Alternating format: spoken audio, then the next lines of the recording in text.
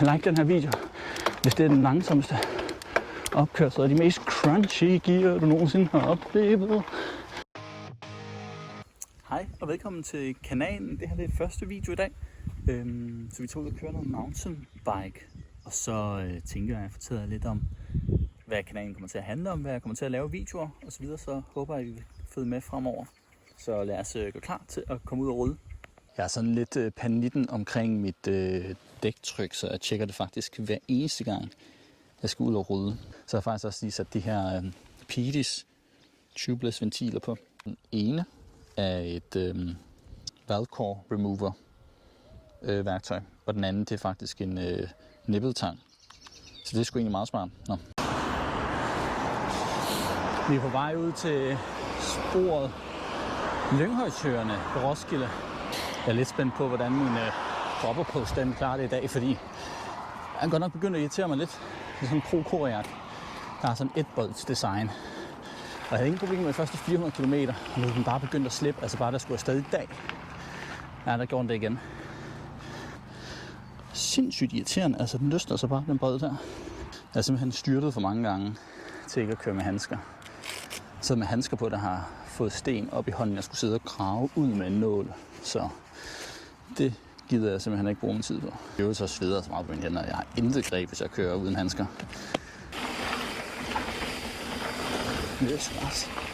Løsgræs der skal de bare op på. Men jeg også plejer at køre alt det røde herude også. Og det er virkelig et super fedt spor. For det første er det pisseflot. Men så er det også sådan cirka 3,5 eller 4 rundt. Så man kan virkelig køre nogle loops og træne sin teknik på de forskellige features. Og så kan man bare stoppe, når man er træt. Så som sådan et hverdagsspor, jeg synes, det er helt kanon. En stille og rolig dag i dag. Nye dæk. 2 uger ude af mountainbike-sadlen. Dog ikke helt ude af sadlen. Jeg kører faktisk også gravel. Jeg er lige begyndt på igen. Jeg kørte det for nogle år siden også. Så der kommer også nogle gravel-eventyr her på kanalen. Her kommer man så til et stykke, hvor man kan tage en rød afstikker til venstre. Den tager vi næste gang. Ellers så kan man tage den her sjove her. Umiddelbart indtryk. Godt greb. Helt sikkert mere fart i end de gamle. Måske også lidt mere skittish på baghjulet. Vi må se. Så kommer rundt her.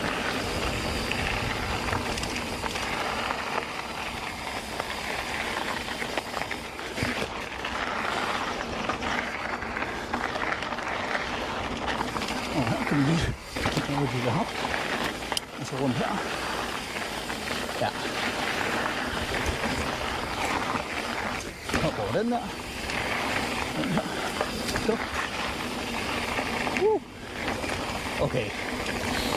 Der er sat med greb i det her. Og så er de markant hurtigere end de Newtons, jeg havde på før. Det var helt vildt. Kan jeg lige køre hen, så kan I lige se udsigten her. Det er noget af det, jeg elsker helt vildt ved det her spor. Det er, du konstant har en mega flot udsigt. Nå, hvor vi lige tror vand. Vi skal videre. Nu kører vi op på... Oh my god. Nu kører vi op på den nye sektion. Heroppe, som de har bygget. Der er et lille, men skidegodt hold af sporbyggere her. Hele den første sø, der er 3 søer i alt. Hele den første er der spor rundt om. Og så vidt jeg har forstået, så er ambitionen, at der også skal være spor hele vejen rundt om nummer 2. Og nu har de åbnet den første sektion her. Jeg tror faktisk, de har åbnet anden sektion af det også. Og jeg har virkelig ikke kørt det her ret meget. Et par gange måske. Nu ser vi. Wow. Skittish.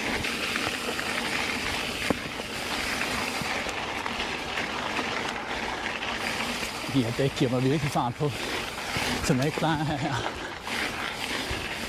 Du er for bestandt af de tidligere dæk i forhold til det, jeg kører primært. Nu er vi oppe. Det var her, den gik til før. Den strækning, jeg lige har kørt. Og se en udsigt. Og nu skal vi herned på den nye, de har lavet. Den har aldrig kørt før. Først så skal vi altså lige have kigget på den her sadel. Den driver mig da sådan jævnt meget til vanvid i dag. Det er bare helt mast op i klunkerne. Lad os rulle videre og se på det. Dæktrykket virker sgu meget fint. Jeg gik stemmen i overgang. Dæktrykket virker sgu meget fint. Ja. Lad os gøre det. Og se hvad det kan. Som vi kan se, så er det rigtig løst noget, vi kommer ud her. Kun fået første toplag, tror jeg. Men der er blevet givet OK til at køre på det. Nu tager vi et sted og roligt her. Wow. Sketchy. Har en lidt dårlig crash-historik. Så prøver jeg at tage den med ro. Og fordi jeg kender ikke rigtig grænsen på de her dæk. Ligesom man gør med det, man er vant til, ikke? Hup. Og et langt stykke, de har fået bygget her. Men fed sektion. Nå, hernede. Det var der, de viste udsigten først. Så jeg kunne køre til bikeparken. Så drejede vi fra herover på en ny sektion. Kører op til venstre her. Så kommer jeg op i bikeparken. Men vi kører den blå.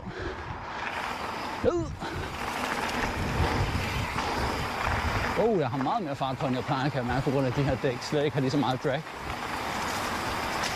Hold da. Det var godt nok grimt, det der. Jeg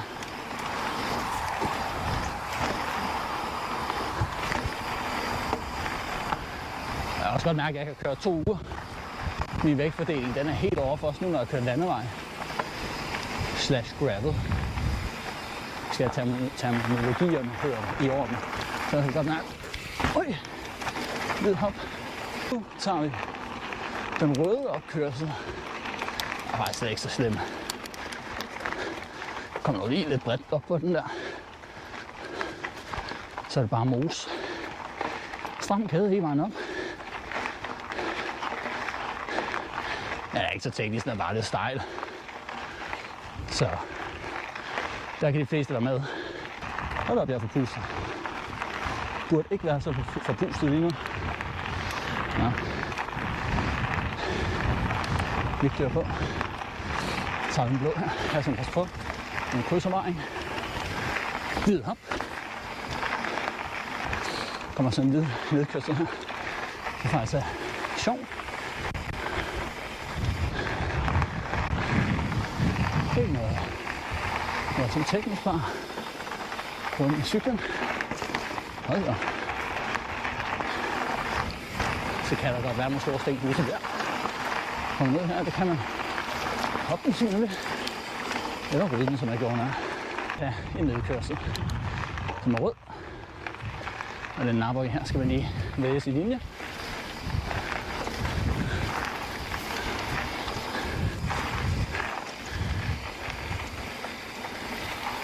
Jeg er ikke helt komfortabel med at køre uden bremse endnu med de her dæk.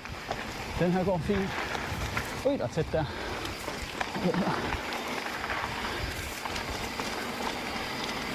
Og det her er lidt special, det her. Jeg er slet ikke helt fattet, om det bare er til at scrub speed. Eller om det er meningen, man skal hoppe. Men min teknik er i hvert fald for ringe til, at jeg får noget at hoppe ud af den. Lækker greb der. Så er der nogle sjove små her. Og så er de sidste her. Over. Og rundt. Det er bare altid at drikke, i hvert fald når jeg kører alene. Og så bliver jeg sådan noget panisk. Jeg glemte at drikke. Kør lige en kvart liter og få ondt i maven resten af turen. Det er så dumt. Nå, nu er vi tilbage, hvor jeg startede faktisk. Det var her til højre med bænken. Jeg har kørt på sporet. Nu tager vi rød ned her. Vi har nogle sten her. Kan man hoppe over, hvis man vil det. Rundt her. Og det så lidt løst ud der. Det var det heldigvis ikke. Og det her det er faktisk en af mine yndlings. Det var glat der. Yndlingssteder på sporet. Jeg synes bare, der er så fedt et flow her. Kommer man ned her. Det er ligesom skudt ud af en kanon. Sketchy. Den her kanal. Den kommer til at handle om mountainbike og gravel. Det kommer ikke til at være sådan noget. Jeg vil være den hurtigste. Og optimere mest overhovedet. Jeg går ikke op i at køre løb. Jeg går ikke op i straffesegmenter og sådan noget. Det handler om at have det sjovt for mig, være på 2 hjul, nyde det, og så selvfølgelig også nørde ud i det teknik. Ting og sager, jeg har nogle ret sjove idéer, synes jeg, til nogle tests, jeg gerne vil lave også. Produktreviews og sådan noget, så følg med, hvis det er noget for dig. Nu kører vi den røde her. Jeg vil gerne ned i et lidt lavere gear. Fordi man skal bare få slået den rundt her. Au, hvor sagde jeg? Jeg kommer ikke lave noget gear. Så er det fandme bare op ad træet. Nej. Like den her video, hvis det er den langsomste opkørsel og de mest crunchy gear, du nogensinde har oplevet. Ligesom en rigtig mand gider jo ikke at gå 2 gange, når han bærer ind på bilen. Ligesom man ikke gider at sætte foden ned, så vil man hellere bruge dobbelt så meget energi på opkørslen. Bare fordi at man har et åndssvagt ego. Vi kører den røde her.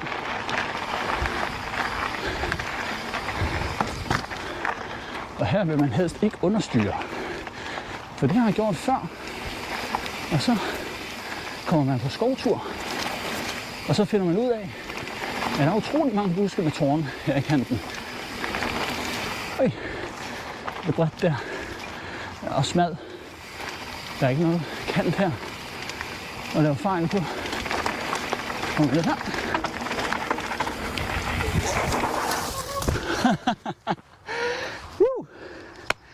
Kæft. Det er jeg egentlig godt tilfreds med, hvor godt reddet det der var. Og med nye dæk var det lige frisk nok rundt der. Sjovt lidt pump track her.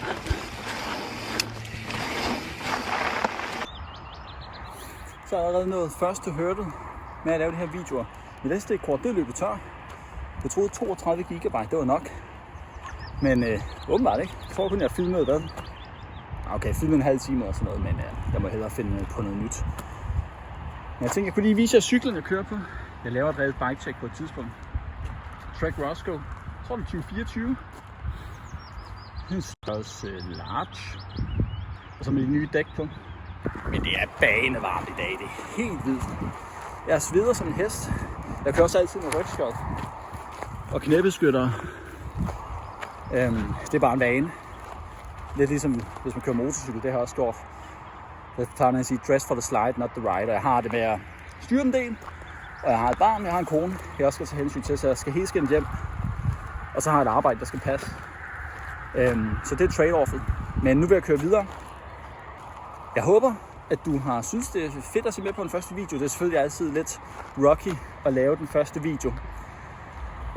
Og de vender sig til at snakke. Dels mens man cykler, men også bare snakke til et kamera. Så hvis du har lyst til at se med, så drop et subscribe på kanalen, uanset om du er interesseret i mountainbike, gravel eller det ene eller det andet. Jeg prøver at fordele det sådan nogenlunde 50-50. Tak fordi du så med. Kom ud og prøv sporet her ved Lynghøjsøerne i Roskilde. Det er super fedt. Hvis du har mod på at køre en masse runder, så kan du sagtens få en mountainbike dag til at gå herude. Og alle kan være med på det her spor. Og så kan du bade bagefter i søen, hvis det skulle være det. Men vi ses!